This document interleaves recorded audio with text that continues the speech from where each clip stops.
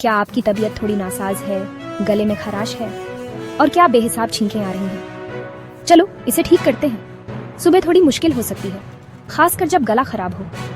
सुबह उठते ही सबसे पहले सौंफ चबा कर देखो, ये गले की खराश को साफ करने में कमाल का काम करती है। अब अगर छींकें आपकी प्रॉब्लम है तो ये रहा एक झटपट उपाय। थोड़ा सा ताज़ा हरा धनिया लो, उसे मसल लो और फिर गहरी सांस लेकर सूंघो। छींकें गायब। हेल्थी रहो और ये आसान नुस्खे ट्राई करो, बाद में मुझे थैंक यू बोलोगे।